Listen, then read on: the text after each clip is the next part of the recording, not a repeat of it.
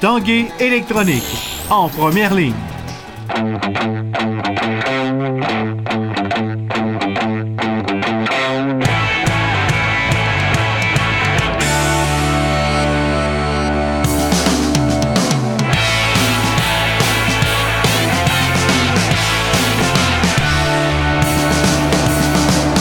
À tous, un bon lundi. Bienvenue à l'Esprit sportif. Dans l'émission aujourd'hui, on revient sur la Coupe Banque Nationale, également sur l'ultime descente dans Charlevoix. Mais d'abord, on parle baseball. C'est ici, au stade Canac, que les Capitals ont remporté jeudi soir dernier leur 7e championnat de leur histoire. On revient sur cette belle saison des Capitals en compagnie de François Paquette. Becker accepte. Cible au coin extérieur de Ehrlich. Le tir. Et le troisième prise. Et les Capitals sont champions de la Ligue Canam saison 2017. François Paquette, bienvenue à l'Esprit sportif. Merci, Carl. Belle occasion pour parler des Capitals, un championnat. Parlons d'abord de ce que tu as vécu jeudi soir.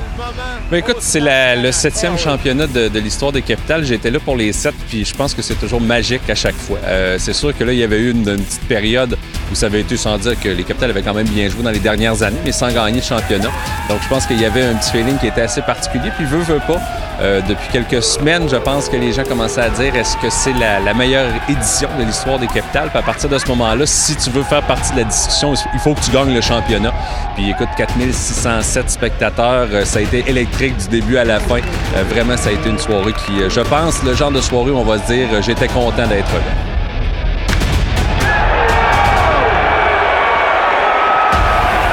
C'était la meilleure formation des Capitals jusqu'à maintenant? Moi, personnellement, je pense que oui. Je dis souvent, moi, j'ai manqué les 4 premières années de l'histoire des Capitals. Évidemment, c'était un club qui était un peu en construction, qui n'avait pas participé aux séries. Je pense pas qu'à ce moment-là, il y a eu on peut parler de ces équipes-là comme dans les meilleures. Mais après ça, il y a eu évidemment des bonnes séquences. La séquence de 5 championnats de suite, il y a eu de très bonnes équipes. Je pense qu'à ce moment-là, les Capitals, dans les 5 championnats de suite, étaient beaucoup plus solides sur la butte qu'en attaque. Il y avait comme un héros différent à chaque soir en attaque, mais pour l'édition 2017, tu regardes cette formation-là, en attaque, c'était la meilleure de la Ligue et de loin. Rarement vu un alignement de 1 à 9 qui était aussi redoutable. Puis dans le cœur, avec Gracial, avec Lennerton, avec Sands et Tessenbaum et compagnie, c'est probablement le meilleur alignement qu'on a jamais eu. On a refait au complet le personnel de lanceur, mis à part Carl Gélina, on a reconstruit au complet. Ça a été un succès sur toute la ligne.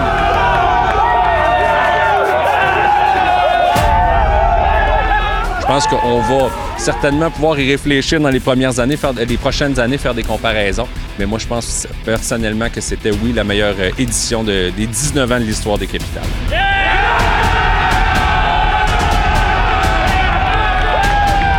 Quand il est venu le temps de voter pour le joueur par excellence, j'ai longtemps hésité chez les Capitals entre Lennerton et Gracial. Je pense que c'est les deux gars qui ont vraiment sorti du lot. Puis quand tu y penses, je pense que Patrick Scalabrini est vraiment le MVP des Capitals cette année. On parle de ce qu'il a fait pour attirer des joueurs en attaque, oui, mais au monticule. Écoute, tu as Carl Gélina qui est un très bon lanceur, mais il faut peut-être chercher 10, 11, 12 autres lanceurs. C'est du recrutement, là. Je veux dire, c'est pas un repêchage, là. Donc, tu as un travail à faire de choisir les bons, mais de les convaincre aussi de venir à Québec. Je pense que Patrick Scalabrini a mérité le titre de gérant de l'année, mais il aurait mérité aussi le titre de directeur général de l'année parce qu'il a vraiment fait un travail fabuleux. C'est surprenant qu'on ait gagné les 6 matchs, qu'on ait terminé ça en 6 matchs. C'est très surprenant. 2 balayages, puis ce qui est un peu ironique dans tout ça, c'est que les 2 matchs les plus difficiles, entre guillemets, ont été les 2 premiers contre Sussex. Parce que les Capitals tiraient de l'arrière 2-1 en 9e manche dans le premier match. Ils ont gagné en dimanche.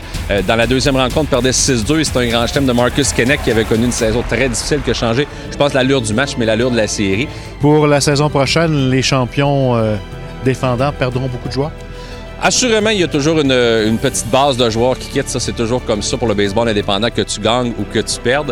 Je dis souvent la blague qu'un championnat aussi, c'est un couteau à 2 tranchants parce qu'il y a des joueurs qui disent « Bon, ben, c'est peut-être le temps de me retirer dans la gloire », comme le fait par exemple Jordan Lennerton, qui était le cœur et l'âme de l'attaque et de la défensive des Capitals. Lui a déjà annoncé qu'elle allait se retirer. Je pense qu'un gars comme Marcus Kennech, qui va avoir un statut trop élevé, ne sera pas de retour également. Mais pour le reste, là, c'est de savoir qui continue à jouer. Je pense que ça, c'est la grande question. Qui prend sa retraite? Est-ce qu'il y a des joueurs qui auront des appels du baseball affilié? On l'espère. Je parlais d'un gars comme Nolan Becker qui a une saison fabuleuse. J'espère qu'il aura une autre chance dans le baseball affilié. Mais il y a certainement une base qui va rester. Puis il y a toujours la question des Cubains. Est-ce que les 3 Cubains seront de retour? C'est sûr que si Blanco, Mandoulé et Gracia lèvent la main, les Capitals vont les prendre à bras ouverts.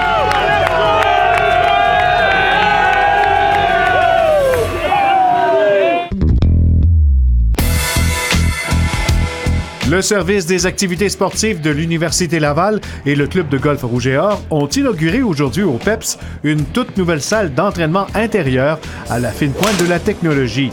Pour les étudiants athlètes du club Rouge et Or, il s'agit d'une acquisition importante qui leur permettra d'amener beaucoup de variété dans leurs entraînements. C'est une opportunité de pouvoir continuer la saison à l'année dans des conditions optimales. Donc, dans le fond, avec les technologies comme on voit, FlightScope, qui est projeté justement sur l'écran, on peut voir la trajectoire. Donc, simuler un peu ce qu'on a à l'extérieur avec toutes les données du club et du bâton. On a aussi le Body Track puis le Swing Guru qui calcule le centre de gravité, centre de pression dans le swing, tous les angles des segments du golfeur, dans le fond, en temps réel. Donc, grâce à une caméra 3D, donc c'est extraordinaire. Là. C'est grâce, entre autres, à la généreuse contribution de la famille Choquette, grand donateur du club Rouge et Or, que cet ajout aux installations existantes a été réalisé et sera également disponible à la communauté de la Ville de Québec. Oui, c'est ouvert au public. On a 10 aires de frappe, donc il va y avoir de la frappe libre. Là, ça va être 12 mois par année avec nos frappes extérieures et intérieures. Et là, ça rouvre à partir d'aujourd'hui, effectivement, pour la communauté universitaire, mais aussi la communauté de la région de Québec aussi. Ça fait déjà 54 ans, moi, que j'étais membre de l'équipe. Entre des années 61 à 65, on n'avait pas des équipes, on n'avait pas une équipe comme celle qu'ils ont dans le moment. Hein? Alors, les voir gagner le championnat canadien l'année dernière, hein, ça fait réellement chaud au cœur. Et puis là, maintenant, avec tout ce qu'il y a ici aujourd'hui, que vous avez vu, ils vont avoir même les outils pour devenir encore mieux.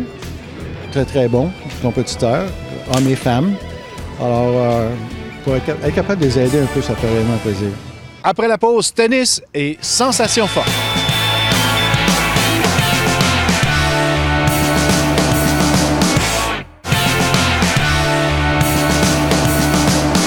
Parlons maintenant tennis. C'est la Belge Alison Van Uytvanck qui a été couronnée la toute nouvelle championne de la Coupe Banque nationale présentée depuis une semaine au PEPS de l'Université Laval. Le reportage de Stéphane Turcot. C'est fait. Et Alison Van Uytvanck et elle empoche ce premier titre de carrière. À peine âgée de 23 ans, la Belge Alison Van Uytvanck remporte ainsi son premier tournoi de la WTA et va grimper de quelques échelons au classement mondial, passant notamment de la 98e place à la 86e position. Son adversaire, la Hongroise Timea Babos, qui pourtant avait mené la première portion de cette partie-là, était évidemment extrêmement déçue, voire même émotive à la fin du match, mais le public lui a bien rendu. It was a pleasure to be here and I would like to come back for sure. Ému quand même, Timea Babos. Oui, la voix qui tremble un petit peu, hein, on voit dans son visage très très déçu, elle était tout près.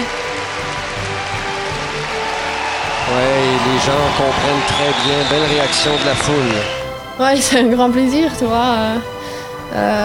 J'ai jamais cru que je pouvais gagner ici. D'être déjà en finale était très bien, mais ouais, je suis tellement heureuse et voilà, on va se bien fêter un peu. Du côté du double, on assistait à une toute première en 25 ans de tournoi. Ici, une paire canadienne composée de Bianca Andreescu et également Carson Bernstein participait donc à la finale face à Timea Babos, finaliste en simple, et également la Tchèque Andrea Lavashkova. Ces dernières l'ont emporté 6-3 et 6-1, mais pour Sylvain Bruno, l'entraîneur de l'équipe canadienne, ce ne sont que des signaux positifs pour le tennis au pays. Je pense qu'on voit que le tennis canadien progresse. Je suis content aussi de voir une équipe qui est jeune en finale. Quand les deux viennent, je l'ai mentionné, d'avoir tout juste 17 ans.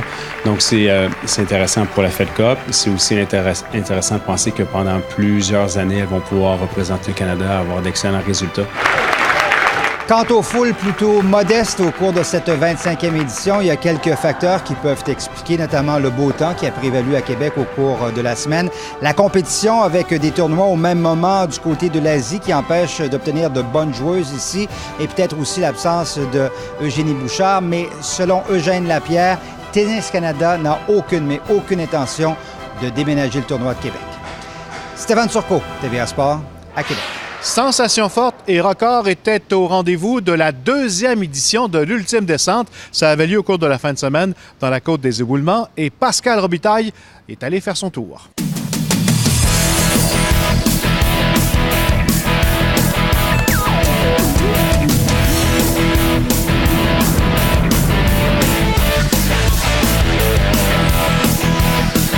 La 2e édition de l'Ultime Descente a débuté en force vendredi avec la réalisation d'un nouveau record mondial.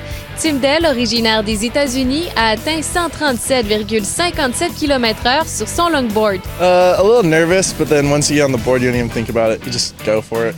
It's all fun. Et il n'est pas le seul à vivre des sensations fortes. C'est une 60aine de participants de 11 pays différents qui se sont déplacés pour dévaler la côte des Éboulements dans Charlevoix. Sa particularité, c'est qu'il est abrupt sur une courte distance, donc un moyen de 13 % mais un pic à 18 %. Avoir des très grandes vitesses, puis c'est les vitesses, il faut le mentionner, c'est les vitesses enregistrées les plus élevées au monde dans les sports de gravité. Pour une seule fois dans l'année, vous autorisez les dépassements de vitesse dans la côte des Éboulements. Exactement. D'habitude, c'est une de nos priorités, mais pour aujourd'hui, on est beaucoup plus tolérant. Luge, longboard, vélo bas, patin à roulettes. Les participants n'ont pas froid aux yeux. C'est un dépassement personnel. Dans le fond, à chaque année, on veut essayer de battre nos records de l'année précédente.